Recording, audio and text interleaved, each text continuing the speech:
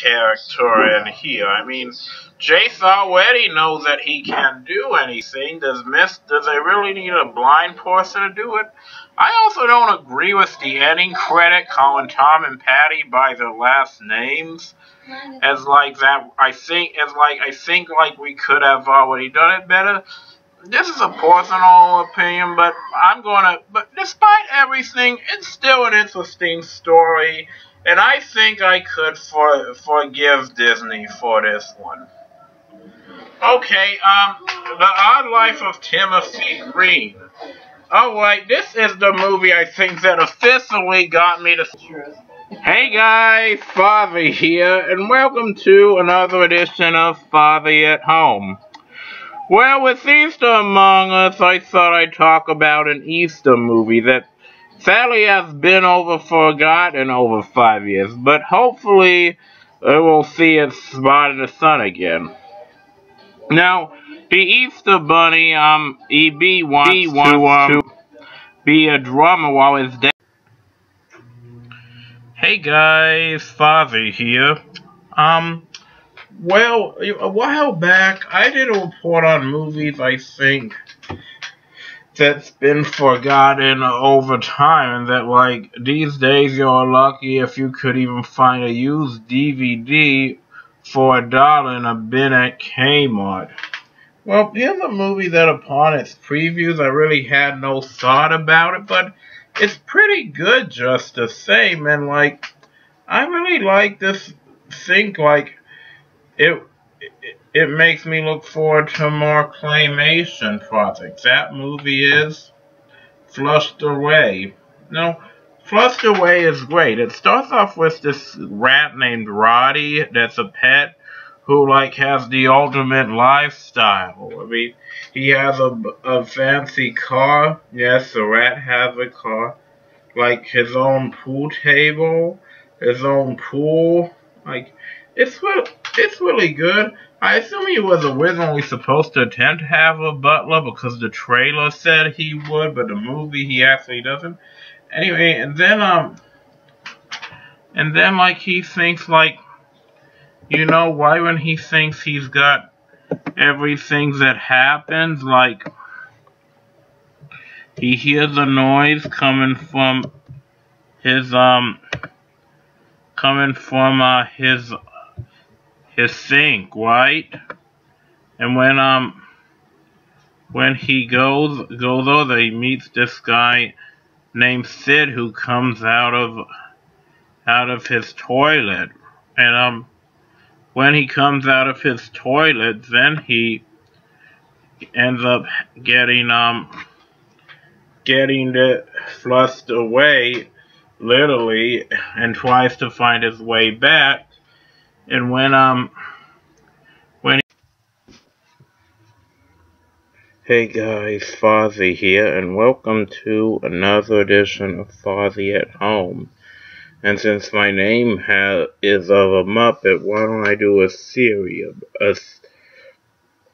about it? Is this point Kermit and Miss Piggy's relationship getting to be a cliche? I mean, first of all, I could think of...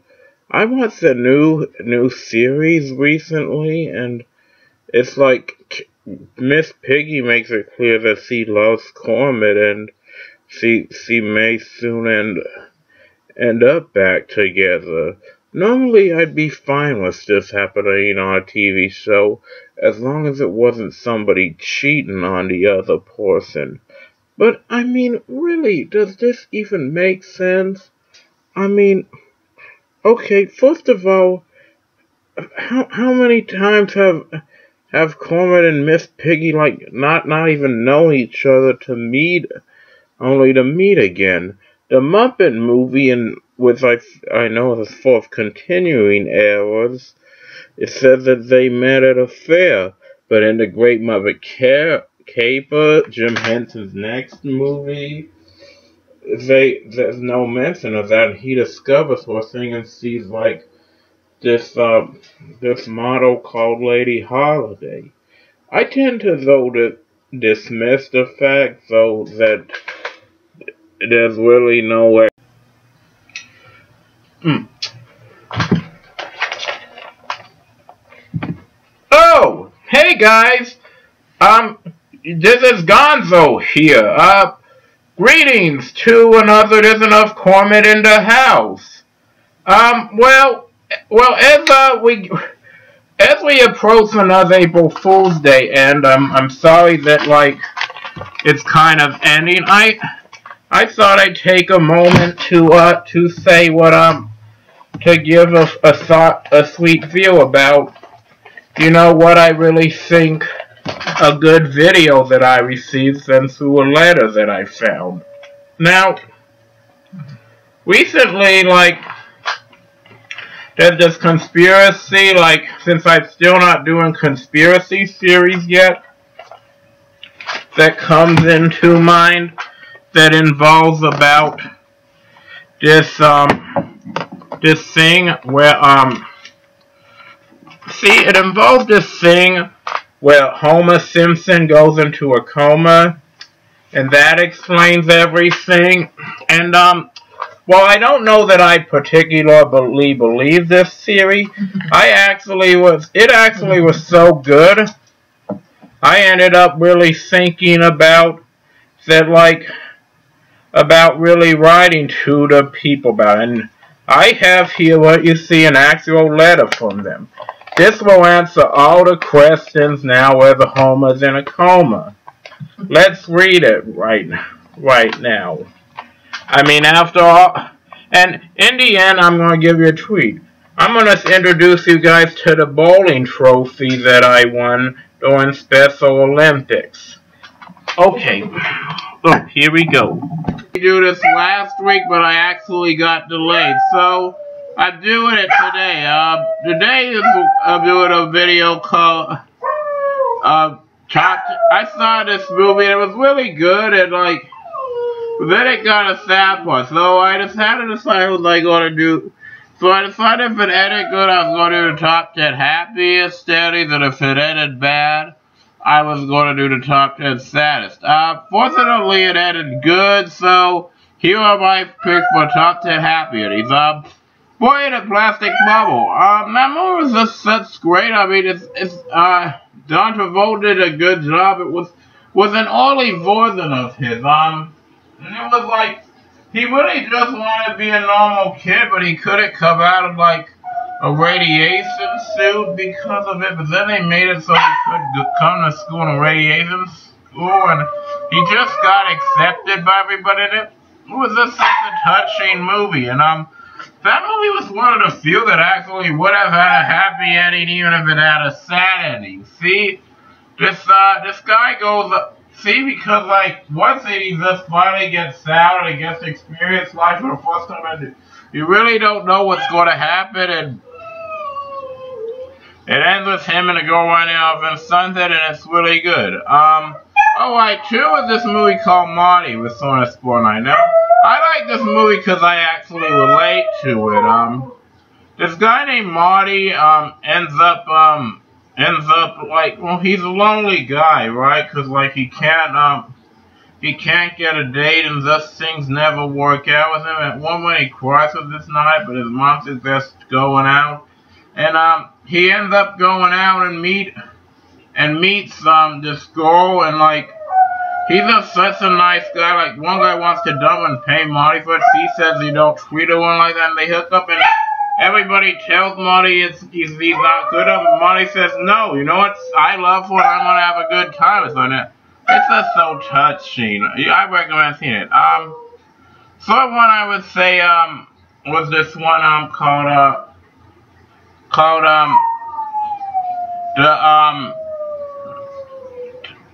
what's that one movie? Oh, it's that one called, It Takes Two. Now, don't worry, I don't like this movie anymore if you've seen it. But, at the time, it was a pretty good ending for a kid's film. It's these two strangers meet up to this place. It's like a modern-day Parent Trap. Then eventually the council falls for this guy, and it's like they become a family. Oh, man, it's just so touching. I gotta mention a classic. It's a Wonderful Life. Oh man, that ending is so good. Like, when he finally sees all he's got, and then those people come there, and like, all George Bailey's friends come and pay him. Isn't it nice to see that I included a really good classic on here? Okay, what's next for the happiest ending? Oh yeah, Lucas. Now, this ending, I think, while it wasn't the greatest, it still was happy enough to make the list. I mean, it's like in the end, he doesn't get to go, but like, the goal loves him anyway. I like endings like that that's so, like, in some way that any kind of love is good loving. And it's also good, I think, that, like, in the end, Lucas does become a hero. I think we should get more movies like that, don't you? 50-50, great movie, I think. Oh, man. I can't just talk about the ending that's so. I mean, the movie is so good as, like, through all the hardships, like, this guy named Kyle goes through with having cancer, like, it brings him and his best friend Adam close, and, like, he ends up falling for the psychologist after his girlfriend dumps him.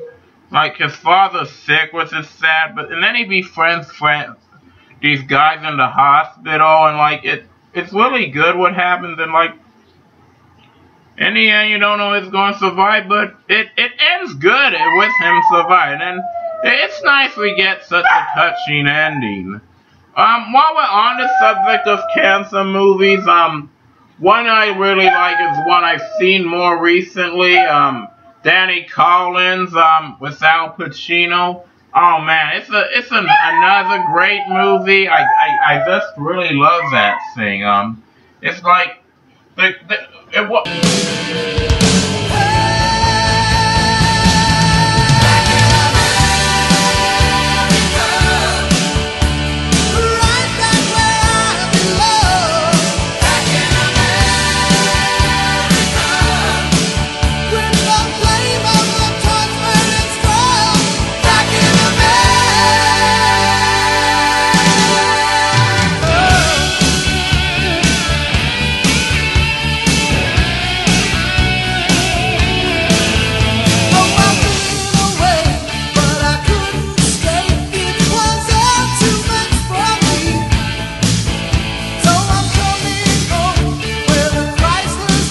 Another edition of Father at Home.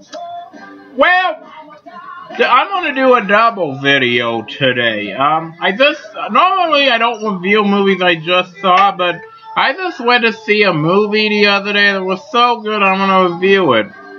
Then after that I'm going to finish off about, like, what makes a sad movie work. So, I'm going to, it's not, 10 Cloverfield is not a sad movie, I just thought of the same thing. Okay, so, first let's get Cloverfield out of the way. Do another edition of Father at Home. Hey guys, Father here, and welcome to another edition of Father at Home. Well, it appears that the live-action Jungle Book is finally going to be here. We're finally going to be in for a real treat on Friday. And I thought I'd share, like, hey, since Disney is still making good, some pretty good movies, that live-action, I thought I'd share what are my top 10 live-action movies. Well, let's take a look. Number 10, Swiss Family Robinson. I love Swiss Family Robinson. I really think it's nice about, like, what an adventure it is on the island. The scene where they build the tree house is really good. And I also think the pirate adventure and the rescue is really wonderful good. I really like this, and this is one of the best ones, and sorry it's so low. Tim Burton's Alice in Wonderland. Well, I introduced Alice in Wonderland, a TV show, as a kid, so It's fitting that Tim Burton could be our next one who make a really good Alice in Wonderland. This was also good at showing what happens when you grow up and what happens afterwards, and I really like the work Tim took with it. Special effects are really great, the story is good, and I really like his view on the red cream. The movie definitely worth seeing again. Pete's Dragon. Man, I'm not too thrilled, as I said, about them remaking it. The original one was wonderful, and I really loved the music in it, the adventure, and just overall moral. Hey guys, Fozzie here, and welcome to another edition of Fozzie at Home. So, today I was asking myself, did I like my favorite Martian? The TV show is awesome, but for some reason, the other day I was really getting it. I really liked the TV show a lot last week, but I'm not sure about the movie, and would I really like it if I think I would like it now if it came out today rather than in the past. I like the TV show, and I really, as you know, am a big fan of Christopher Lloyd. If anything, I could like it because I have a little bit of childhood nostalgia, but well, it's a whole lot of not a whole lot more to it.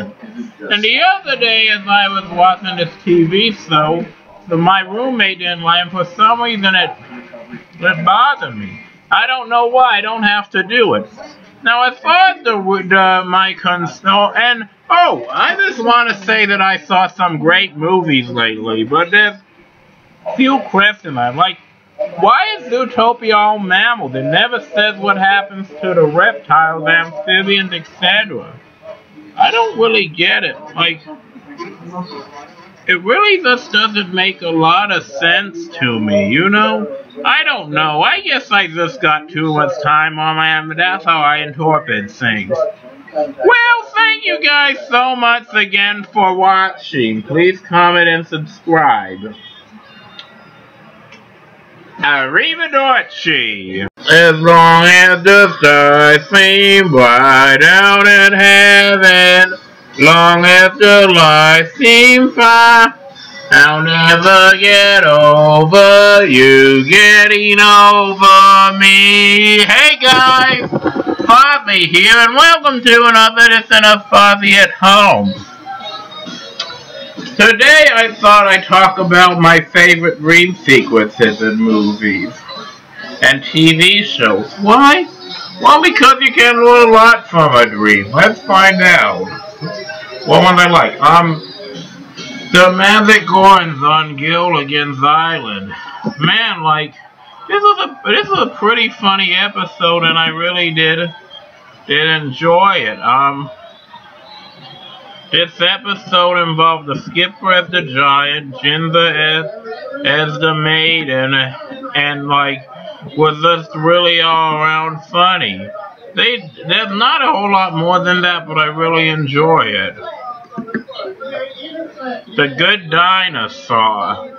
Man, this is really just such a touching scene.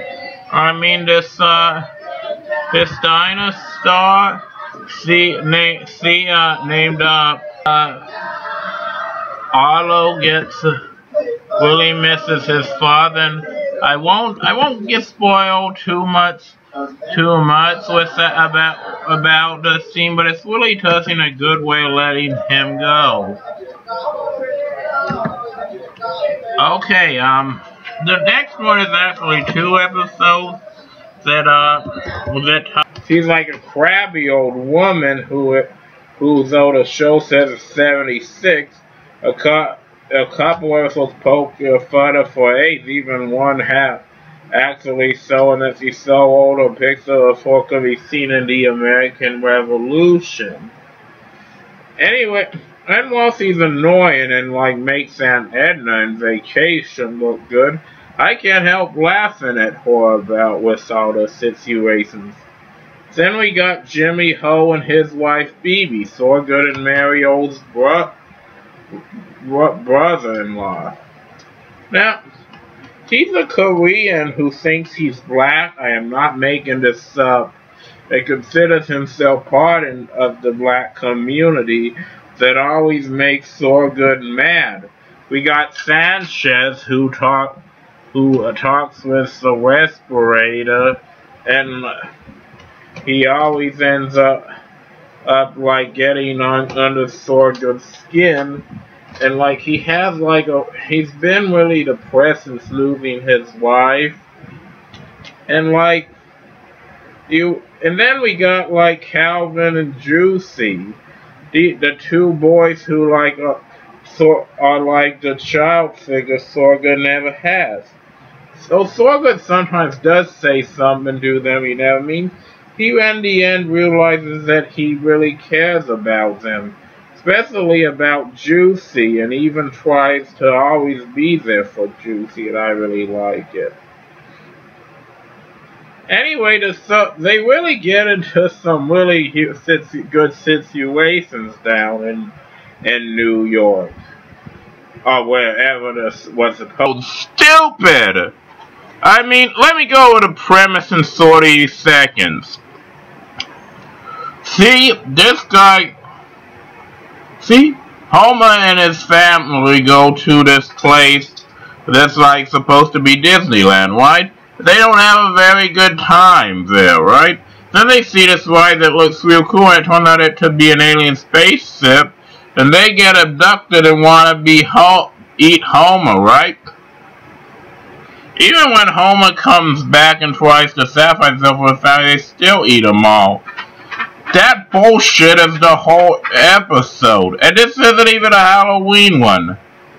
I mean, I'm to the point where I can accept that The Simpsons has some episodes that really aren't the best, but this episode I don't even think tried at all.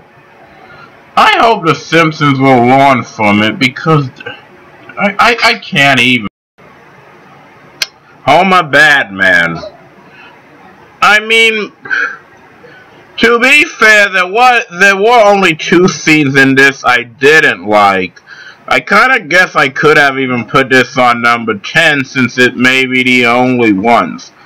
But even so, I just still don't like the message of this episode. Homer whips this piece of gummy candy off of like this feminist student named Ashley Lee's ass, right? And then like he makes something like the Bill Cosby.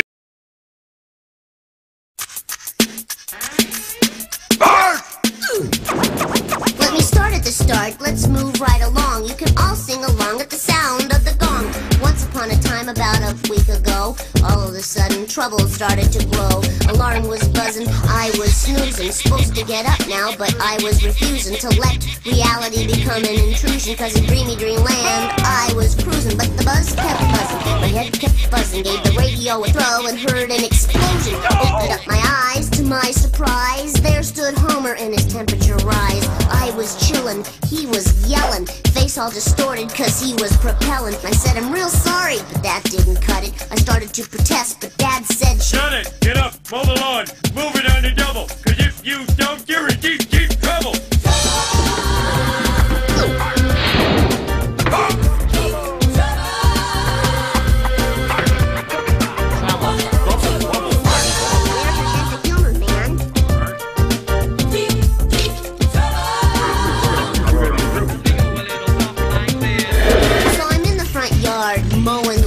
Sweating like a pig and the sun is blazing. Homer's in the driveway, getting in the car with Mom and Lisa. Hope they're going real far. Then Dad yells, Bart! And I go, yo! He goes, you done yet? And I go, no. So he goes, oh, you're too slow. So I step on the gas to speed up the mow. Didn't see that sprinkler underneath that tree. Wham! Raining on me. I go, whoa! Homer goes, no! Now you can't go to the boat show. Soaked to the bone, standing in a puddle. No one needs to tell me I'm in deep, deep trouble.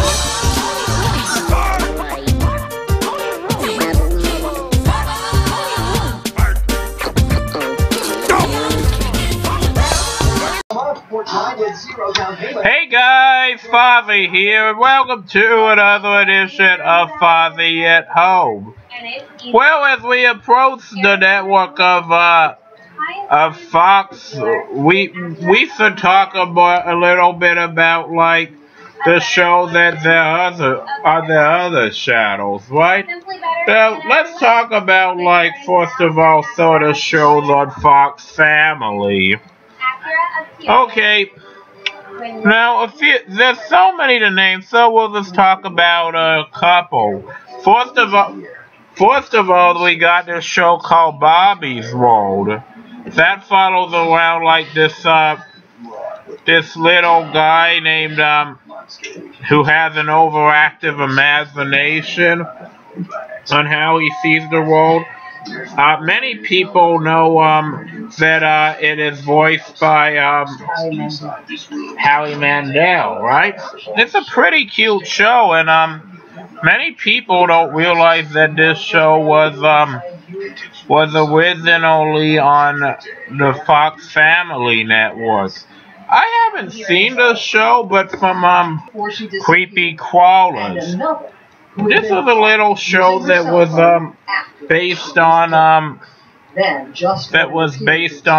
the same line of the series, and like followed around this guy named Chris Carter, who was a self-described normal kid interested in magic, and while he worked at the magic shop, he under this discredited stage illusionist for Kester Guggenheim, Chris designed and built a device called a Magic Maker, ostensibly for use in some unspecified magic trick. It seems like an interesting enough idea, and like it really does. And there's really nothing unlike that, like really to make this show have as short as it did. Then we got like this show that I actually do remember seeing this, but not on there, called Big Wolf on Campus, about a this was, in case you didn't know, was about this werewolf who lived on campus, right? And he went on a high school premise, and while he went down there, he got into some real adventures. From what I remember, it was a pretty good show, and I really don't know why it didn't last as long as it did. It was so interesting that there's really no reason why it didn't ever have a good video about this. There's nothing really too bad I could say about this. Then we got the Addams Family. That show was pretty much shit from the get-go. In fact, the Addams Family, but like one interesting thing is the Addams Family reunion with Tim Curry and Daryl Hannah was actually served as a pilot to this show, despite having none of the actors on it. And despite that this movie isn't worth really a whole lot, the show itself, I think, could have, if it had, I think, had some of the actors from the movie be in it, had a really good cast going. In fact, for nostalgia purposes, there's a lot of stuff I do like about the Addams Family reunion. The show, nah, not much. I think I'm going to really give the show a pass, with one minor episode. Yeah, no idea. Okay. We have the show Rod and Ralph, and about this cat who always raises a lot of havoc. No, it's not that one. And like the thing is, and like he always gets himself into some trouble. Real Ghostbusters was I don't really like the movie, but from what I remember, I think this show was pretty interesting and had the right idea. There's really no reason why even not to say that this show really wasn't even ahead of its time. And that, I think, is pretty much all I have to say. So, thank you guys. I'll be back next week for another edition of Fozzie at Home. And another good thing to talk about with Fox Month. Arrivederci. Hey guys, Fozzie here, and welcome to another edition of Fozzie at Home. Well, as we're coming to closer to Fox Month, you may know that they have heard of a lot of TV shows. There, however, was one of those chances many people don't remember. Man vs. Beast. Fox really didn't give the show a chance, but it was kind of a shame because, it had a really good idea. What was it? Well, let's talk about it. You really gotta see a lot of amazing people with superhuman strength get in it. First of all, we gotta see the hot dog eating champion Kobayashi eat hot dogs against the Kodiak Bear. We also ended up getting to see this Navy SEAL end up completing an obstacle course against a chimpanzee. But one of the most things that was really a good time to see on there was 40-foot dwarf race an elephant by carrying a plane against an elephant. It was really pretty good. And I really wonder why it never ended up doing a whole lot. I also really was amazed that, see this one sumo wrestler doing a race against a female orangutan. It was a really good show, and I really think it should have been given a chance. Now, Fox didn't really give the show a whole lot of time, and I really think that they should have, considering it wasn't a bad idea. I really think that Fox should bring it back so it was. So, that's all about I gotta say. But since I have a few minutes to spare, how about I do a Wits' Worst review? You, bud. What is worse, do you say? Shark Tale, Alvin and the Chipmunks, the ship, Road Ship, or Shipwrecked? Shark Tale is this movie, this animated film about this outcast named Oscar who ends up going to try to be a star that everybody knows. In the meantime, this outcast named Lenny, he doesn't want to eat any living creatures. Which one? But that one was kind of boring, wasn't it? Yeah, they were adorable. 1 and 2 I did kind of like, especially because I got to see the crap beaten out of Edith. I just thought that if you asked me, oh, he's the villain from the fourth one who exploits them and then locks them in a cage. But what I really liked about this one, okay, yeah, but Shipwreck didn't have really a whole lot. Well, if we were going to judge by the them both. I would kind of say that like Shipwrecked was a little worse as a whole, and I haven't really seen the Road Ship.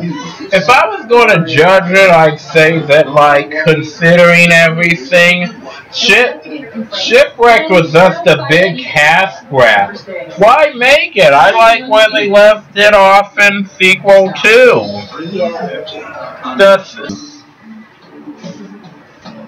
Married by America. Hey, you want to get married to somebody, like, bad? I mean, like, really bad? Well, then I've got a show for you. Married by America. Oh, and wait, there's more. They'll marry you on live TV to a person you don't know from TV. What? Oh, no, that's not the worst part. Oh, no way. There's a whole lot of other shit that goes along with that, too. And in addition to all that, they'll still have a real wedding. Didn't we already get married? But a real wedding, that's a nice idea, right? Until they reject you and you find out it was all for nothing. God, what a dumb-ass idea for a reality show this ever is. Thankfully, I think Fox may have learned from this, because I don't see this thing even advertised anymore, and I hope I never do. Now, all these Hey guys, Fozzie here, and welcome to the last edition of Fox Months at Fozzie at Home. Well, as Fox Months ends, I figure it's only fair that I could talk about two of the most popular shows of all time, Family Guy and Futurama. I'm not a fan of, though I can admit though, Family Guy back in the day had a feel-good episodes, and even Futurama is a pretty good show despite not being for me. So why am I, you may be asking why am I doing this but not Bob's Burgers, considering I like it. Well, I'm working on a very special presentation of that I will get soon. And I really can't help but liking them. They're totally worth checking out. In this one, a kid named Cody gets kidnapped by this poacher named McLeach, voiced by George C. Scott. When this happens, the McLeach tries to get the eagle the whole time.